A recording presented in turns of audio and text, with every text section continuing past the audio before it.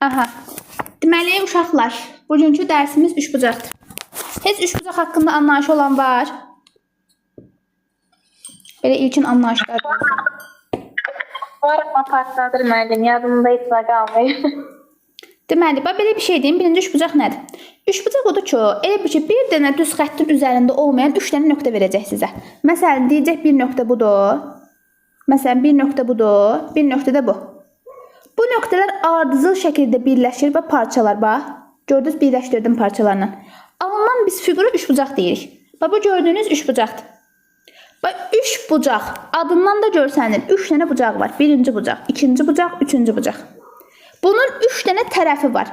Bucağı varsa 3 dənə tərəfi var. Məsəl üçün, bax deyirəm, bura A tərəfi deyirəm, bura B tərəfi deyirəm, bura C tərəfi deyirəm. Əgər tərəfi işarə eləyirəmsə, balaca hərflərlə işarə eləyirəm. Amma əgər bu üç bucağın bilirsiniz ki, 3 dənə təpəsi var. Bax, bir təpəsi buradır, 2 təpəsi bura, 3 təpəsi də bura.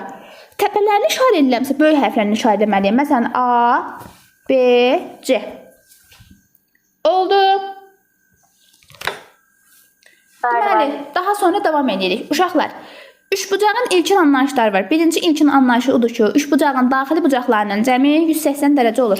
Bax, yazıram, daxili bucaq cəmi Xaricidə 360. ay sol 180 dərəcə.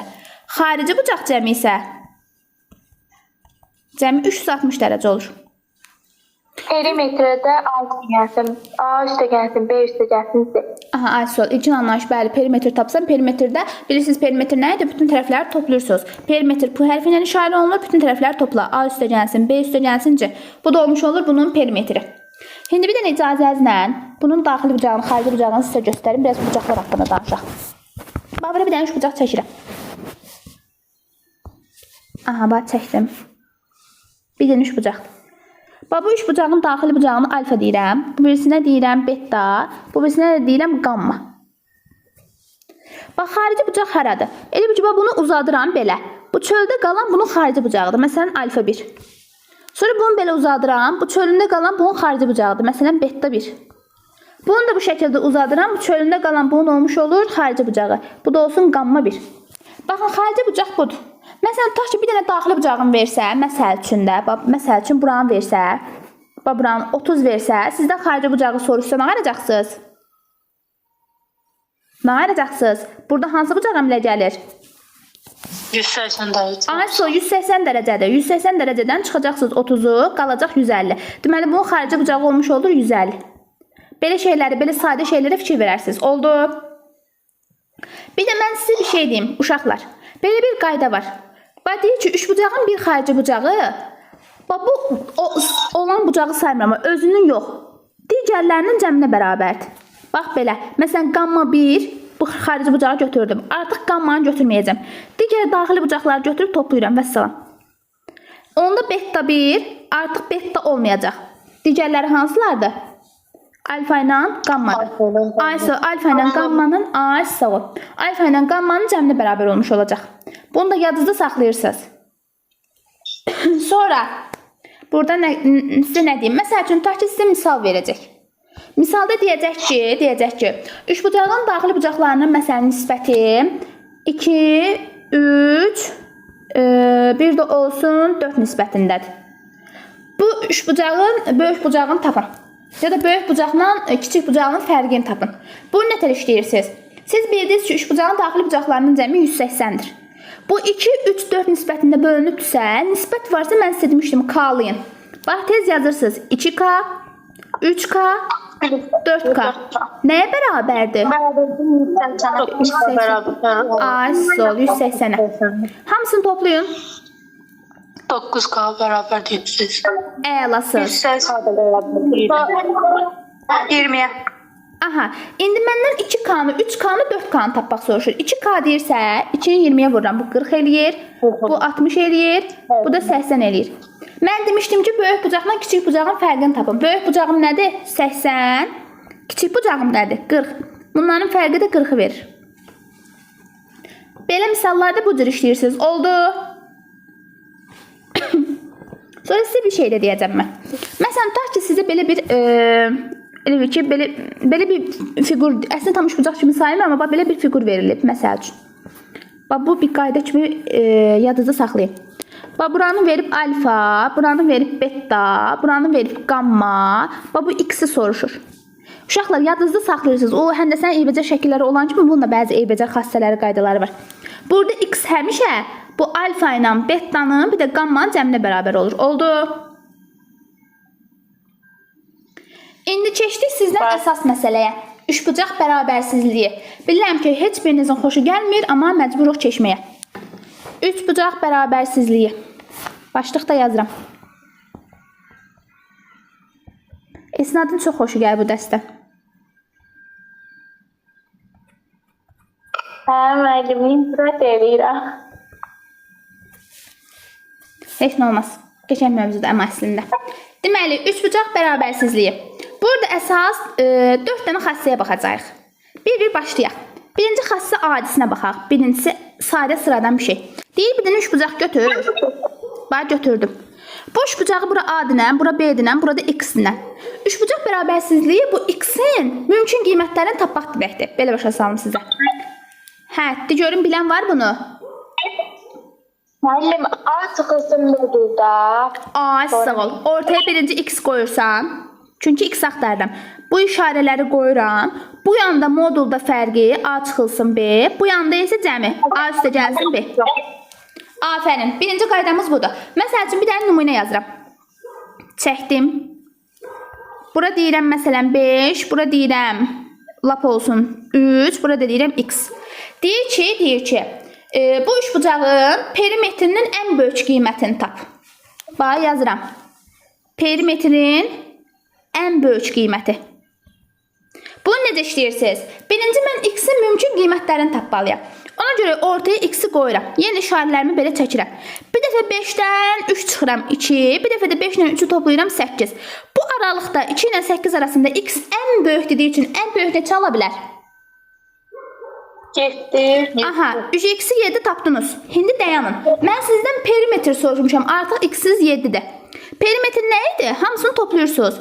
5 üstə gəl 3, üstə gəl 7. Toplamı nə eləyir? 15 və salam. Deməli, bunun ən böyük qiyməti 15 imiş perimetrinin. Amma ən kiçik desəydi, 2 ilə 8 arasında ən kiçik qiymət axtarırdınız. Nə olurdu ən kiçik?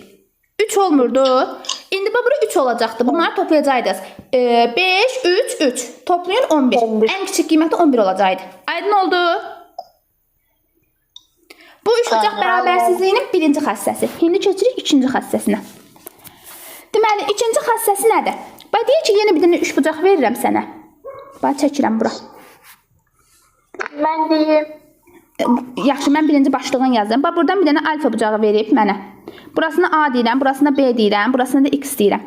Alfanın şərtini qoyuram. Deyirəm, alfa kiçikdir 90-dan. İyi müəllim. De görüm. X ortaya. Aha, yaxşı. Yenə bax, dəyişmir qızlar. X ortaya yazıram. Yeni işarələrimi qoydum. Bu tərəfdə nə olur? Kiçikdir modul içində A çıxılsın B. A, sol. Bu tərəfdə nə olur? Altın A-nın kvadratı. Üstə gəlsin B-nin kvadratı. A, sol. Kök adda A-nın kvadratı, üstə gəlsin B-nin kvadratı olmuş olur. Bu da bunun bir nümunəsi. Yəni, sadə bir nümunə də göstərə bilərəm sizə. Baxın. Çəkirəm yeni üçbucağı. Buranı alfa götürürəm. Buranı 5 olsun, bura olsun 4, burada olsun X. X-i tapmaq istəyirəmsə, alfa özü şərt qoyuram. Alfa deyirəm kiçikdir 90-dan. Mən X-i tapmaq istəyirəmsə, bir dəfə bu yanda modulda 5-dən 4 çıxıram 1, bir dəfə kök altında bunların cəmi. Qoyun bunun özdə elə bir ədət yazım ki, uşaqlar kök çıxsın oradan. Dayanıb bunu silin bir dənə. Bura 3 yazım ki, oradan kök çıxsın. Yenə fərqi yoxdur. 4-dən 3 çıxdım. Bu tərəf 1 olur. İndi bunu deyin. 4-ün kvadratı üstə gələk 3-ün kvadratı. 4-ün kvadratı üstə gələk 3-ün 16 üstə gələk 9. Bundan da kök nə çıxır? 25. 5. A, sağ ol. 5. Deməli, X 1 ilə 5-in arasında qiymət ala bilər. Aydın oldu. Ən böyük qiymət götürdüsə 4 götürəcəksən. Ən kiçikdirsə 2 götürəcəksən. Oldu uşaqlar? Amin. Sonra üçüncü xassə. Üçüncü xassəm yenə yazıram. Bu səfər şərtimi belə qoyuram. Baxın 3. Şərtim budur ki, alfa böyükdür 90 olsun. Bu zaman necə olur? Yenə buranın bir dənə alfa götürürəm. Özü bu biraz alfa 90-ı ödəmədir. Görün düzgün şəkil çəkin bura. Kör bucaqdır da çünki bu. Bax bu şəkildədir. Bura alfa deyirəm. Bura A deyirəm. Yenə bura B deyirəm. Burada X-dir. Yenə X-i ortaya yazdım. İşarələrimi qoydum. Esnat yadındadır bu da. Kök altında. Kör bucaq olanı. Hə. A sol. Kök altda A kvadrat üstə gəl B kvadratı. Bu səhvdə isə A-da A üstə gəlsin B olur. Da artıq buna nümunə göstərtmirəm. Dördüncü xassəndə dinən. Dördüncü xassə odur ki, uşaqlar. Hər biri, məsələn, bu bucağın daxilində yerləşən bucaq yoxdur. Hər biri it olsun. Yəni, məsələn, tutaq ki, belə bir üç bucaq verilibdir. Bura alfa yazıram, bura beta yazıram, bura gamma yazıram. Bax, burada alfa, beta, gamma hamısı iti bucaq olsun, iti. Bu zaman hansı düstur ödənir? Esnat bilirsən? Müəllim, bu da alfa, A-nın kvadratı. Kök altda. Modulda A-nın kvadratı. Çıxılsın B-nin kvadratı. Bu tərəfdə isə kök altda. Və kök altda A-nın kvadratı üstəyəsin B-nin kvadratı. Vəssalam. Bu 4 dənə xassəni öyrənirsiniz. Oldu. Deyim, başa düşdüm. Başa düşdüm müəllim. Tamam. Sonra davam edirik. İndi üçbucaqdan danışırıqsa, əlbəttə ki, bu üçbucağın bilirsiniz ki, hündürlüyü var, tənböləni var, medianı var, var da var. Birinci başlayırıq hündürlükdən. Hündürlük. Hündürlük nədir? Uşaqlar, hündürlük ən qısa məsafət. Bir dəfəni bunu beyninizə həkk eləyin. Hündürlük ən qısa məsafət. Və üçbucaq çəkəcəm bura bir dənə. Bax, çəkdim bura bir dənə üçbucaq. Bu üçbucağı adlandırıram A, B, C üçbucağı. Mənə deyir ki, B təpəsindən hündürlük çək. Bələmdüz salacağım və burada bir dənə 90 dərəcə əmələ gələcək. Bura məsələn deyirəm D nöqtəsi. Artıq mənim BD, belə deyim də, düz xəttim, usaldığım BD var ha. O mənim hündürlüyümdür, yəni haşımdır. Hündürlük H hərfi ilə işarə olunur. Elə özünün baş hərfi ilə işarə olunur. Məsələn, tutaq ki, özdə başqa bir versin. Məsələn, bax, belə bir fiqur versin. Bunu da adlandırın. A, yenə B, C. Məsələn, deyə bilərsiniz ki, C-nin hündürlüyünü çəkin. Bax, C-nin hündürlüyü gəlir, bura düşür. Amma mən A-nın hündürlüyünü çəkmək istəyirəmsə, A-nın hündürlüyü bax, kənarda olur. Bunları birləşdirin, bax, gəlir, bura düşür. Bu da olmuş oldu A hündürlüyü. Və hündürlüyü adlandıranda çalışın. Məsələn, bu tərəfə çəkmişsiniz də, buna HC deyin. Məsələn, A-dan çəkmişsinizsə, buna HA deyin. İndeksinə görə fərqləndirin. Oldu. Oldu. Sonra davam eləyirik. Sonra. Deməli, burada hündürlük sizə nə üçün lazım olacaq? Onu birazdan daha geniş şəkildə izah eləyəcəm üçbucağın sahəsindən danışanda. Hündürlük sizə daha çox sahə məsələlərində lazım olacaq. Yəni, bilmirəm, üçbucağın sahə düsturunu bilirsinizmi? S nəyə bərabərdir? 2-də 1 A vurulsun H. Bax, burada H hündürlükdür. Məsəl üçün nətər? Bax, bu bir dənə gözlüyün çəkim göstərim, lap ən gözəl odur. Bax, bir dənə üçbucaq çəkəcəm bura. Aha, çəkirəm bax, bir dənə üçbucaq. Bunun tərəflərini məsələn A deyirəm, B deyirəm, burada C deyirəm. Bir dənə özümdən C tərəfinə hündürlük çəkirəm, yazıram HC. Mən bunun sahəsini tapmaq istəyirəmsə, 2-də 1 düsturun özündədir. HC-ni vurmalıyam C tərəfinə çəkmişəm deyə C-yə. Məsələn, A tərəfinə çəksəydim bu hündürlüyü, bax bu tərəfə çəksəydim, özdə hündürlük 90 dərəcə düşür, onu mütləq qoymalıyıq. Bura HA deyirəm. Məsələn, mən sahəni tapmaq istəyirəmsə, 2-də 1-i HA-ya vuracam, onu da vuracam A-ya. Məsələn, B-yə çəkirəmsə hündürlüyü, bax bunu da B-yə çəkəcəm, bura bir 90 qoyacam, buna deyirəm HB. Yenə bu sahəsini... HB vurulsun B. A, sol, HB vurulsun B. Yəni, buradan belə çıxır ki, 2-də 1 HC vurulsun C, bərabərdir 2-də 1 HA vurulsun A, bərabərdir 2-də 1 HB vurulsun B-yə. Sonra hər tərəfdən də 2-də 1-ləri silə bilərəm çox rahatlıqla. Onda belə qalır. HC vurulsun C, bərabərdir HA vurulsun A, bərabərdir HB vurulsun B. Deyə bilərsiniz, müəllim, bu bizə harada lazım olacaq? Bəzi elə misallar var ki, sahələrin bərabərliyi ilə işləyib, məsələn, tərəfi hündürlüyü tapa bilərsiniz. Sonra başqa nə qaldı? Mən burada sizə deyim. Məncə hündürlükdən bu qədər kifayət. Bir dənə də sizə onu deyim ki, böyük tərəfə çəkilən hündürlük həmişə kiçik olur. Bax, inanmırsınızsa qayıdın bura. Baxın bura.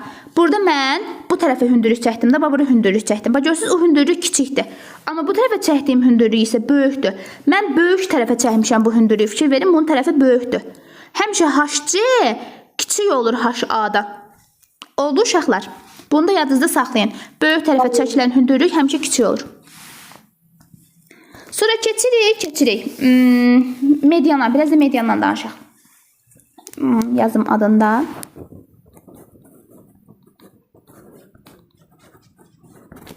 Deməli, median nədir? Medianın əsas burada məqsədi nədir? Median uşaqlar tərəfi yarı bölür.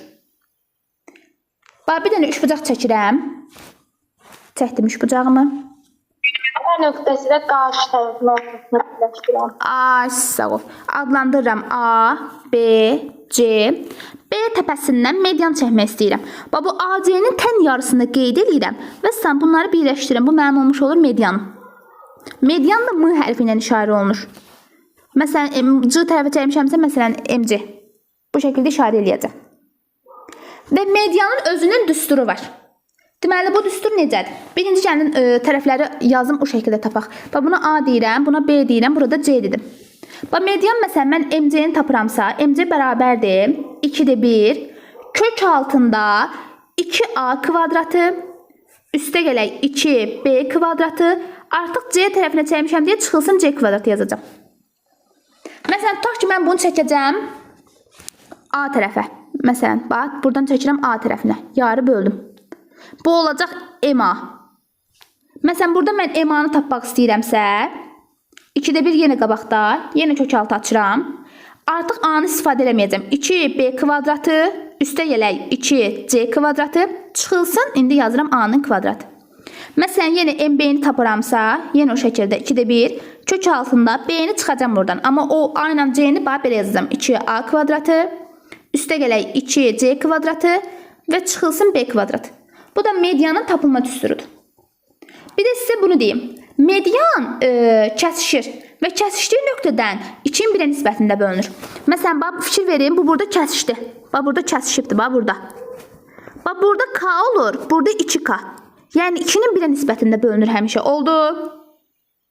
Məsələn, tutaq ki, bu medianın uzunluğunu veribdir. Məsələn, M-in uzunluğunu veribdir 6. Məndən soruşur ki, böyük hissəni tap da. Mən axım dedim, kəsişəndə 2-in 1-ə nisbətində bölünür. Bunu toplasam 3K eləyir. 3K 6-dırsa, burada MK-nı tapırsınız 2. Böyük tərəfi soruşursa 2K-dır. 2 vur 2 və salam eləyir 4. Balaca tərəf olsaydı elə 2 olardı.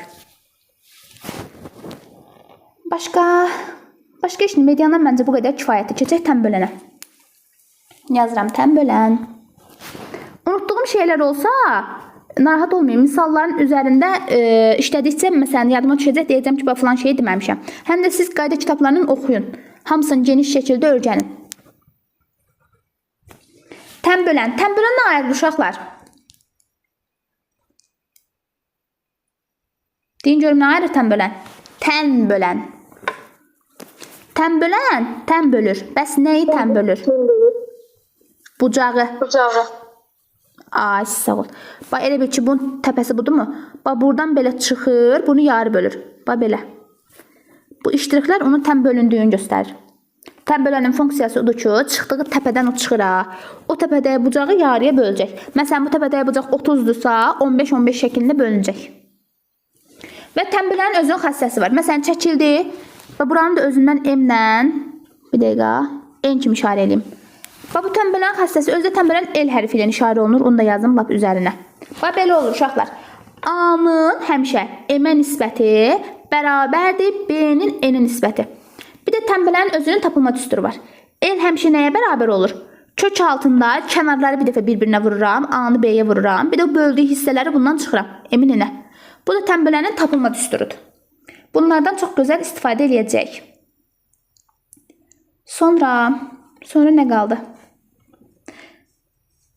Sonra sizə bir dənə bir şey deyim. Biz sizdən tənbələn keçdik, median keçdik, hündürlük keçdik ya. Ola bilsin ki, siz sual verə bilərlər ki, hansı daha uzundur?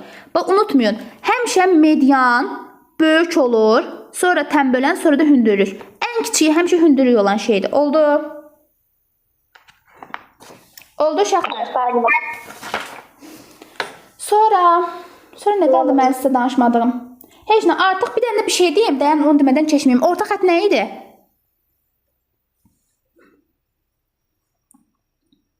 Nə idi orta xətt? Məsələn, tutaq ki, bura 2A-dır, bura 2B-dir, burada 2C-dir. Orta xətt tərəfin oturacağın yarısıdır. Məsələn, mən 2A-nın orta xətti buradan çəkirəmsə, bu olur A. Məsələn, 2C-nin orta xəttini çəkirəmsə, bu bura olur C. İndi mən biraz eybəcər oldu, belə olmalıydı. Məsələn, 2B-nin çəkirəmsə, bu olur, buradan olur B. Yaxşı. Sonra bir də sizə belə bir şey deyim. Orta xətt çəkiləndə sahələr nisbətdə bölür, onu da sizə deyim. Məsələn, 4 dənə sahə ayırır. S. Yəni bu S-lər hamısı bir-birinə bərabər olmuş olur. Mən özdə bunu adlandırım. 1 qoyum, 2 qoyum, 3 qoyum, 4 qoyum. Ümumi S bərabərdir 3 bucağın sahəsi 3 bucaq. Bu balaca S-lərin cəminə. S1 üstə gələk, S2 üstə gələk, S3 üstə gələk, S4-ə. Bunu da yadınızda saxlayarsınız. Yəni inanmıram 9-cu siniflər üçün elə çox istifadə olunur. Uzaq başa 11-lərdə istifadə olunacaq. Sonra gəlirik üçbucağın növlərinə. Üçbucağın hansı növlərini tanıyırsınız?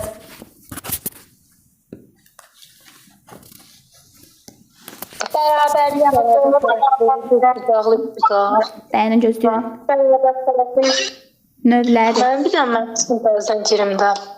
Gir çıx. Deməli yazırıq. Bərabər yanlı. Yanlı. İkinci, bərabər tərəfli.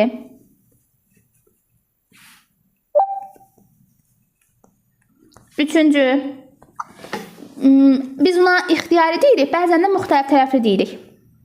Yazım, müxtəlif tərəfli. Dördüncü isə düzbucaqlı.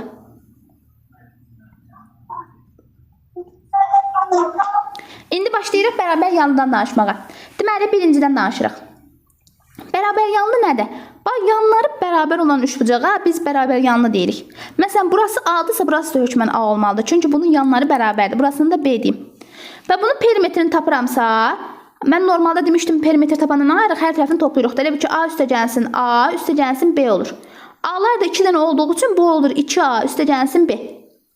Bir də bərabər yanlı üçbucaqda həmişə oturacağı bitişik bu bucaqlar var ha. Bunlar həmişə bir-birinə bərabər olur. Bu başda duran bettaya isə təpə bucağı deyirik. Məsələn, alfalar oturacağı bitişik bucaqdır, betta da təpədə duran bucaqdır. Yəni biz ona təpə bucağı deyirik. Məsələn, tutaq ki, belə bir misal ver. Deyir ki, təpə bucağı 50 olan bərabər yanlı üçbucağın oturacağına bitişik bucaqları tapın. Yəni oturacağına bitişik bucağı tapın. Və mən dedim ki, üçbucağın daxili bucaqlarının cəmi 180-dir. De faktiki bunun təpə bucağını deyirəm də. Təpə bucağı 50 demədim. 180-dən çıxıram 50-ni, qalır 130. Mən daha öyrəndim ki, bu yanlara bitişik olanlar həmişə bir-birinə bərabər olur. Deməli, burada 2 dənə alfa varsa, bu 130-u mən 2-yə bölməliyəm birini tapmaq üçün. Elə deyilmi? 130-u bölürəm 2-yə. Bu da eləyir 65. Deməli, hər birinə düşür 65. Vəssalam. Aydın oldu. Buradan sual olan var. Nəyəsə anlamayan, müəllim mənə qaranlıq qaldı deyən. Tamam. Sonra keçirik bərabər tərəfliyə. Bərabər tərəfli bucaq, üçbucaq nətər olur? Bax, bərabər tərəfli adından da görsəndiyi kimi. Hər tərəfi bərabər olur. Çəkirəm. Bura A-dırsa, burada A olur, burada A olur. Yəni bunun perimetrini tapıramsa 3 dənə A-nı toplayıram, elə 3 A-ya vururam da daha kifayətdir. Bir də bərabər tərəfli belə deyim də üçbucaqda. Bərabər tərəf olduğu üçün üçbucağın daxili bucaqlarının cəmi 180 verdiyi üçün bunun da 3 dənə bərabər tərəfi olduğu üçün 180-i 3-ə bölürəm, qalır 60. Hər təpə bucağına 60 düşür. 60. Onda bilirəm ki, bunun hər bir xarici bucağına isə 120 düşəcək. Hər birinə 120 düşür. Və burada sizə lazım olan nədir? Bunun hündürlüyüdür, tənbölənidir, medianıdır. Bunun üçün də eynidir. M həmişə bərabər olur elə, o da bərabər olur H-a. Və düsturları da bu idi. A köhdə 3 bölünsün 2. Bu da bunun düsturudur. Sonra başqa nə var? Burada danışılası. Bundan məncə burada danışılası bir şey yoxdur. Sonra keçirik müxtəlif tərəfliyə daha keçmirəm. Niyə? Çünki bayaqdan danışdığım onsuz da müxtəlif tərəfliyin xassəsi idi. Bayaqdan o danışıram, mediandan danışdım, hündürlükdən danışdım. Onlar onsuz da müxtəlif tərəfliyin xassələrindən idi. Bir dənə mənə qalır burada düzbucaqlı üçbucaq. Amma ondan danışmamışdan qabaq istəyirəm üçbucağın sahəsindən sizə bir şey deyim. Üçbucağın sahələrinin tapılması qaydası müxtəlifdir. Məsələn, bərabər tərəfliyin özünü müxtəlif şəkildə tapırsan. Ondan sonra hər birində belə deyim ki, adicə ixtiyarın ayrı cür tapırsan. Bərabər yanının onsuz da bildiyin kimi hündürlüyü tapırsan. Düzbucaqlının başqa cür tapırsan.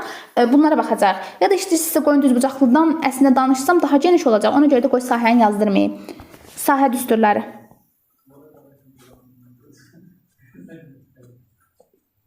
Deməli, burada birincisi heron. Kim bilir heron düsturun? S bərabərdir. Kim bilir? Kök altda P. P çıxılsın A. P çıxılsın B. Bir dəfə də P çıxılsın C. Bu da heron düsturu. Burada P nədir? Burada P uşaqlar yarım perimetrdir. P yarım perimetrdir.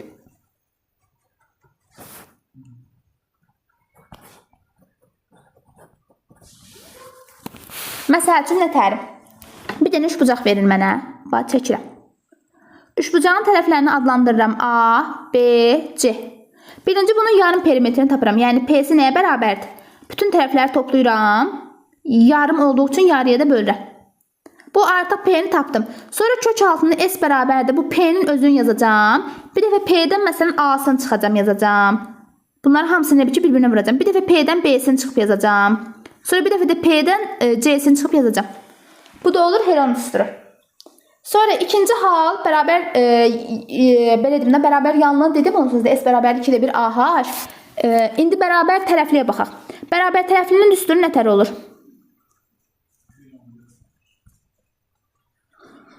S bərabər idi 2-də 1 A vurulsun H. Artıq mən H-ın düsturunu bilirəm də. Bərabər tərəflidə H-ın düsturunu nə yazmışdım uşaqlar? A kökdə 3 bölünsün 2 yazmamışdım. İndi bu H-ı gətirib burada yerinə qoyacağım. Bax 2-də 1 qalır. Yazıram. 2-də 1 qalır.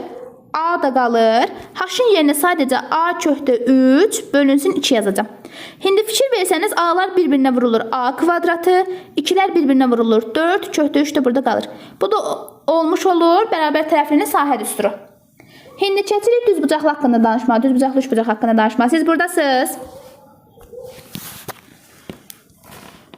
Ha, müəllim. Yazırıq. Düz bu. Mən də doğru. İnternetin yəqin zəifdir. Sizdə də donur uşaqlar.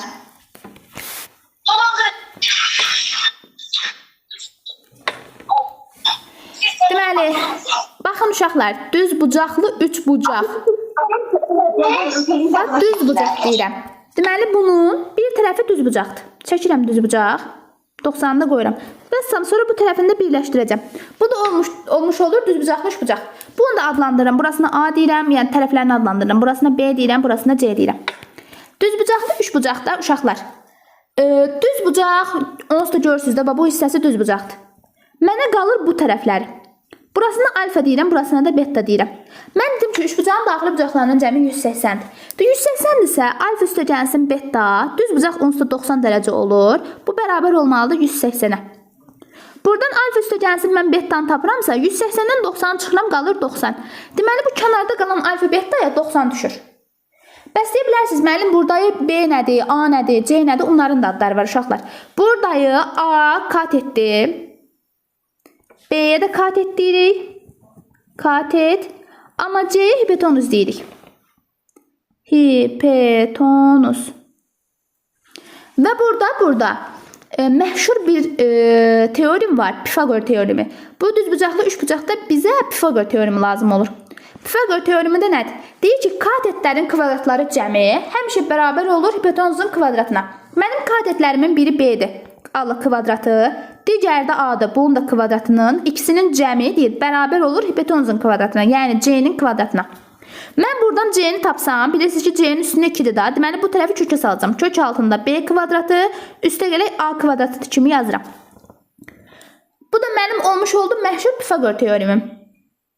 Pifagor. İndi buna aid bir iki dənə nümunə işləyək. Məsəl üçün, tutaq ki, bir dənə düzbucaqlı üçbucaq veribdir mənə. Çəkirəm bura düzbucaqlı üçbucaq. Bu düzbucaqlı üçbucağın bu katetini 3 verib, bu katetini 4 verib, deyir hipotenuzu tap cığını. Mən cığını tapmaq istəyirəmsə, kök altında bu katetlərin kvadratları cəmi. 3-ün kvadratı, yazıram lap burada, 3-ün kvadratı üstə gələk.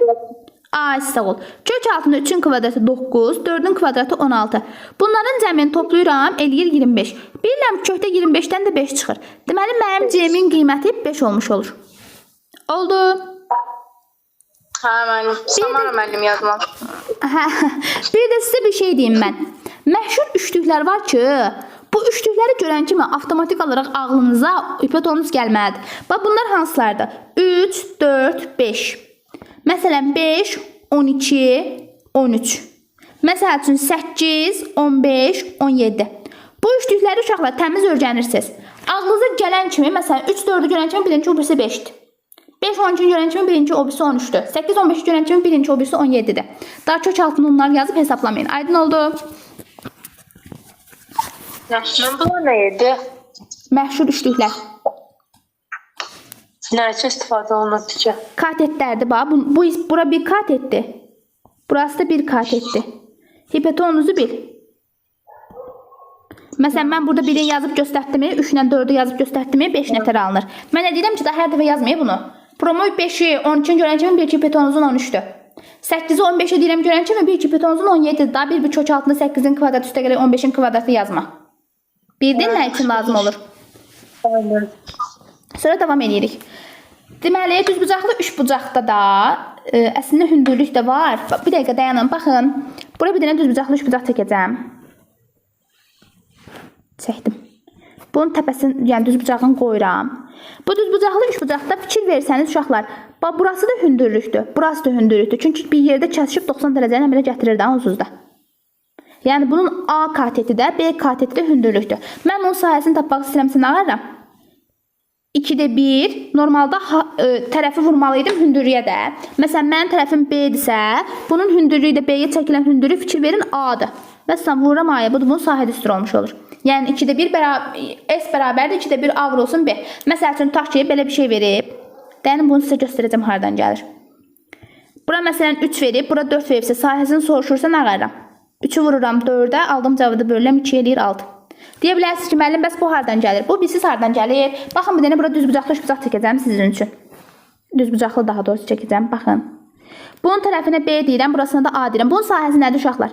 S bərabərdir A vurulsun B deyilmi?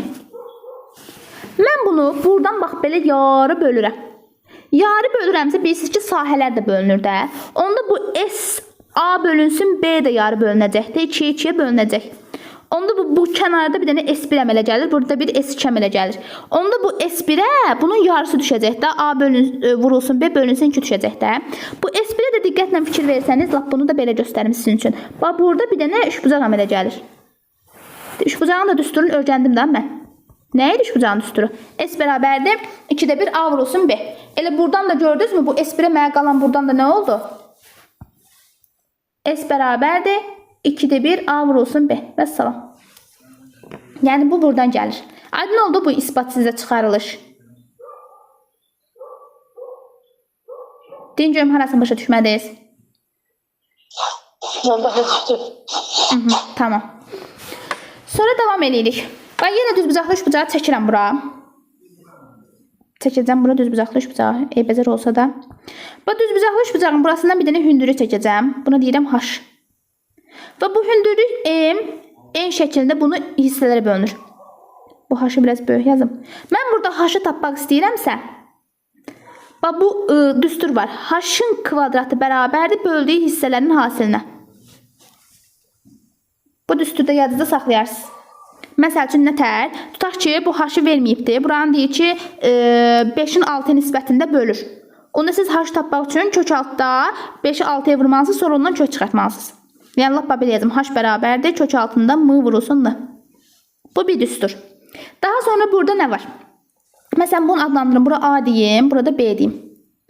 Mən A-nı tapmaq istəyirəmsə, bax bu A-nı tapmaq istəyirəmsə, A-nın kvadratı bərabərdir. Birinci bu ayırdığı hissə, bax bu ayırdığı hissə M-dir. M. Bir də ki, bunların ümumi cəmi, bax buranın komple cəmi. Yəni M üstəgəlsin N. Mən düzbucaqlı üçbucaq yazanda bura C yazmışdım da. Onda belə çıxır ki, A-nın kvadratı da bərabərdir M, cəmə də yazıram C. M vurulsun C. A-nı tapmaq istəyirəmsə kök altında M vurulsun C də yaza bilərəm. B-ni də eyni bu şəkildə tapıb yaza bilərəm uşaqlar. Ben göstereceğim size. Qoy bu burada qalsın. Baxın bura. B-ni də bu şəkildə yazıb göstərəcəm. Baxın B buradır mı? Bunun ayırdığı hissəyə fikir verin N-dır. Deməli B kvadratı bərabərdir. N vurulsun. Bu ümuminin cəmi. Bax buradayların komple cəmi. Yəni M üstəgəlsin N-ya. M üstəgəlsin N-ya da onsuz da bir C demişdim. Onda belə olur. N vurulsun C. Deməli B kvadratı bərabərdir. N vurulsun C-dırsa, mən B-ni tapıramsa bunu kök altında yazmalıyam. Kök altına N vurulsun C. Bu da belə. Sonra nə qaldı mənim sizə demədiyim? Mənim sizə demədiyim bir şey qaldı burada. Ola bilsin ki, bu düzbucaqlı üçbucağın həm daxilinə, həm də xaricinə çevrə çəkdin. Bəs bunu nətər tapacaqsınız? Məsəl üçün, burada bir dənə düzbucaqlı üçbucaq çəkirəm. Bunun qoyuram bura. Daxilinə çevrə çəkəcəm birinci. Bunun radiusunu tapmalıyam. Bir də bunun xaricinə çevrə çəkəcəm. Bax, bu da belə olur. Bir dəfə də bunun elə bir ki, mərkəzi bura olur da. Bunun radiusunu tapmalıyam. Bu balacaya balaca R deyim. Böyüyə isə böyük R deyəcəm. Deməli, bunu nətər tapırsınız? İçəridəyə üçbucağı adlandırıram. Bax, tərəflərini yazıram. A yazıram, B yazıram, bunun tərəfinə C yazıram. Əgər mən balaca R-nı tapıramsa, düsturum belədir. Kəsir xətti A ilə B-ni katetlər toplayıb hipotenuzu çıxıb yarıya böləcəksiniz. Əgər mən böyük R-nı tapıramsa, bu hipotenuz yoxdur. Fikir verin, burası hipotenuzuydu da. Bu hipotenuzun yarısı onsuz da bunun radiusudur. Deməli, mən C-nin yarısını tapsam və salam. Böyük çevrənin radiusunu tapmış olacaq. Bu düsturlarda əzbərləyirsiniz. Baxın, deyirəm, altını vurğulaya deyirəm. Əzbərləyirsiniz. Sonra davam edirik. Bu, indi keçirik düzbucaqlı üçbucağın sinus kosinus tərəfinə. Deyir, ümumiyyətlə, ora keçməmişdən qabaq. Mən hər şey dedim, buradan ayrılan. Bu keçim yaxşı. Baxın, bir dənə düzbucaqlı üçbucaq çəkirəm. Bura 90-dır. Bura 90-dırsa, mən bayaqlar demişdim ki, bu kənarda qalanlar, bu bucaqla bu bucağın cəmi həmişə 90-ı verirdi. İndi mən bunu adlandırıram. Burasını 30 deyirəm, burasına da 60 deyirəm. Nə fərqi var? 30-60 toplayan olsa 90 eləyir də. Bu zaman bir qaydamız ortaya çıxır. Cahan, bura diqqətlə qulaq as. Keçən dəfə bunu səhər göstərmişdim sinusun, kosinusunu tapanda.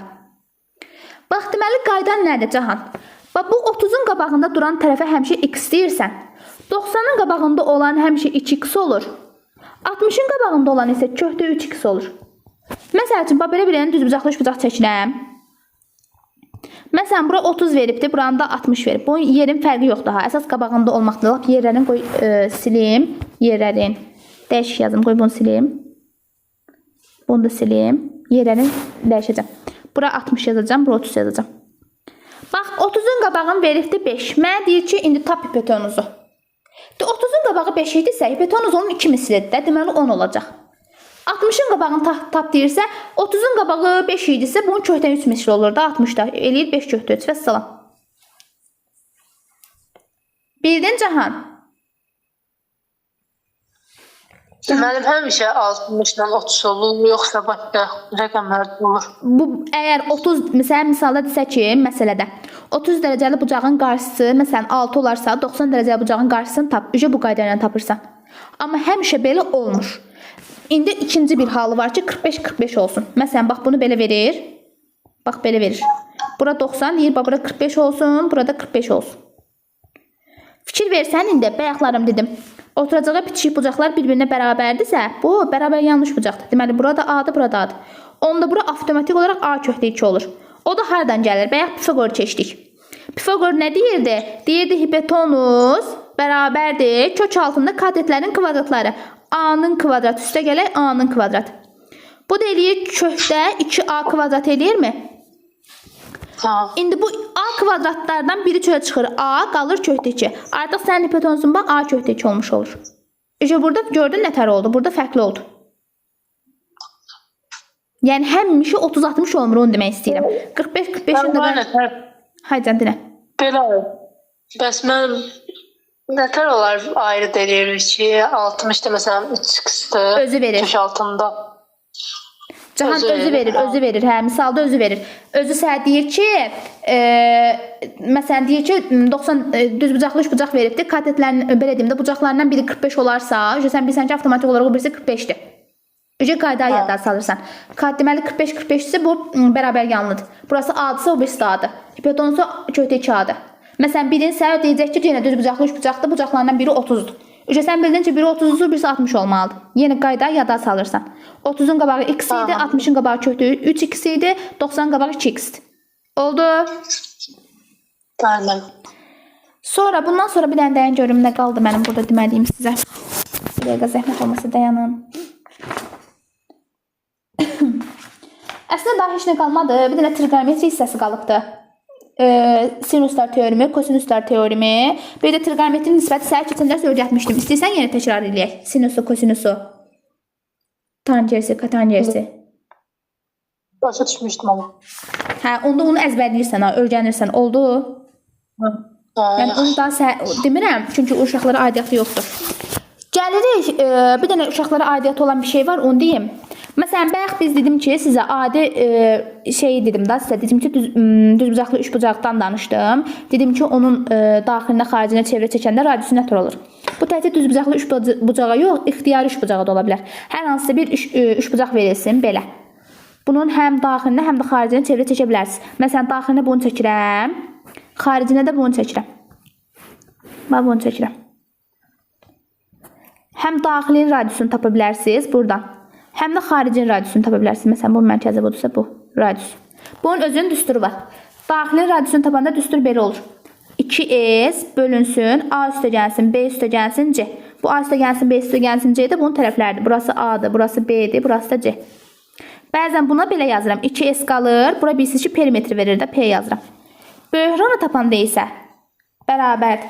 Yuxarıda A vurulsun, B vurulsun, C. Aşağıda 4S düsturundan istifadə olunur. Yəni bu çox nadir hallarda istifadə olunur. Deyim də 9-cu siniflər üçün harda istifadə oluna bilər. Açıq sualların həllində bundan istifadə oluna bilər. Amma misalın içərisində sadə bir məsələ həllinə inanmayın ki, sizə belə bir şey yazıb göstərsinlər, versinlər. Sonra davam edirik. Gəlirik əsas məsələ cahana aid olan hissələrə. Sinuslar teoremi ilə, kosinuslar teoremi ilə.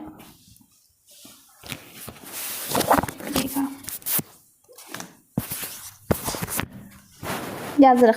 Başlayaq. Sinuslar teoremi. Ya da kosinuslar. Birinci kosinuslardan başlayaq.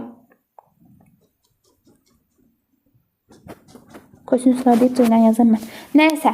Kosinuslar teoremi nədir Cahan? Bax, sənə hər hansısa bir üçbucaq verilir. Bilmirəm, bunu keçən sizə keçmişdim məktəbdə. Yadına qalıb, yoxsa yox. Bax, hər hansısa bir üçbucaq veriləcək. Bu üçbucağı adlandır A dinən, bura X dinən, bura B dinən. Burada bir dənə alfa götür. Səndən soruşur ki, kosinus alfanı tap. Kosinus alfanı nətər tapırsan? Bu alfanın qabağında görürsən də X-i. Bu X-in kvadratı həmişə bərabər olur bu tərəfdə olanlar. A-nın kvadratı ilə B-nin kvadratı çıxılsın, 2 vurulsun A, B. Bir dənə kosinus alfa yazacaqsan bura. Bu kosinuslar teoremidir. Buradan lap kosinusu tapsam mən, kosinus alfanı tapsam. Nə qayıram? A-nın kvadratı üstə gələk B-nin kvadratı, çıxılsın X-in kvadratı bölünsün 2AB düsturundan istifadə edə bilərəm. Məsələn, bu bir dənə nümunə ilə göstərək, lap istəyirsən. Prosta elə bir şey yazaq ki, ödəsin, ödəməyəcək, amma bir dənə yazım təxmini bir şey. Məsəl üçün, bura alfa deyirəm, bura 5 verəcəm, bura 4 verəcəm, alfanı tapaq soruşur da bizdən. Ya da qoy tərəf tapaq, alfaya da qiymət verək can. Alfanı 30 yazacağım, ya da ki 60 yazım, qoy 2 masanda olsun. Burada x deyirəm. Mənə deyir ki, x-i tap. X-i tapmaq üçün birinci düsturum nə idi? X-in kvadratı bərabərdir. Bir dəfə A-nın kvadratı, yəni 5-in kvadratı 25. Bir dəfə B-nin kvadratı, yəni 4-ün kvadratı 16. Sonra çıxaq, 2 vurulsun A, yəni 5. Vurulsun B, yəni 4. Kosinus 60. Kosinus 60-da da biz keçən dərs öyrəndik ki, 2-də 1 alır. İndi bunları sadələşdirirsən. 2 ilə 4 gedir, qalır 2. 25-in üstünə 16 gəlirsiz. Nə eləyir? Eləyir mi 41? Çıxılsın, 2 vururam 2'ye 4, 4 də vururam 5'e 20. 41'dən də 20 çıxanda eləyir 21. Mən x kvadratı 21'dirsə, x-i tapıramsa bu kökdə 21 olur və salam. Yəni düsturu göstərməyə başa düşdün Cahan? Bəli, mən başa düşdüm. Bir də bunun var Cahan, sinuslar teoremi. Deməli, gəl bunu da sinuslar teoremində göstərim sənə. Yazırıq. Sinuslar teoremi. Sinuslar teoremi də çox sadədir. Məsələn, bir dənə düşbucaq verilir sənə. Bura A deyirəm, bura B deyirəm, bura C deyirəm. Bunun qabağındayını alfa deyirəm, B'nin qabağındayını beta deyirəm, C'nin qabağındayını gamma deyirəm. Sinuslar teoremi nədir? Baxıram, A-nı görürəm də, A-nın nisbəti bölürəm sinus alfaya qabağında durana. Sonra B-ni görürəm, B-ni bölməliyəm amma sinus betaya qabağında olana. Sonra da C-ni bölməliyəm sinus gammaya, yəni qabağında olana. Bunların nisbətləri bir-birinə bərabərdirsə, plus da bərabərdir 2R düsturunu ödəməlidir. Bu da sinuslar teoremidir. Bu ödəyirsə cavab düzdür. Məsələn, bir dənə nümunəyə baxaq yenə. Məsələn, bir dənə üçbucaq verilir, tutaq ki. Necə olar ki, bunların bərabərliyi? Onu göstərəcəm sənə indi də. Burasını məsələn 3 verir. Oldu mu? Burasını məsələn verir 60. Burasını verəcək, məsələn versin 45. Burasını da x. Deyir x-i tap. Sən x-i nətər tapacaqsan? Sinuslar teoremi 3-ün qabağında gördüyü sinus 60-a nisbəti bərabərdir. İndi x-in qabağında gördüyü sinus 45-ə nisbəti. Bunu işləyəcəksən, buradan x-i tapacaqsın. Belə. 3 bölünsün sinus 60-ı yazırsan, kökdə 3 bölünsün 2. Biraz mən eybəcər misal oldu. Asıl x-da sinus 45-i belə yazacaqsan, kökdə 2 bölünsün 2. İndi fikir versən Cahan, 2-lər ha buradan gedir daha da mən 2-ləri yazmama ehtiyac yoxdur. Bax belə olur. Sonra bunu çarpaza vuracam. Yəni ki 3-ü vuracam kökdə 2-yə, kökdə 3-ü də vuracam x-ə. X-i tapmaq istəyirəmsə 3 kökdə 2-ni bölməliyəm kökdə 3-ə. Bunlardan da bir var. Bununla da bu gedir. Qalır orada kökdə 3 vurulsun kökdə 2. Bunları da bir kökdə yazsan kökdə 6 və salam. X-in qiyməti eləyir kökdə 6 qutardı. Başa düşdüm. Bildin səhhada lazım olacaq. Heç nə. Başqa deyəsən, yəni heç nə qalmadı başqa.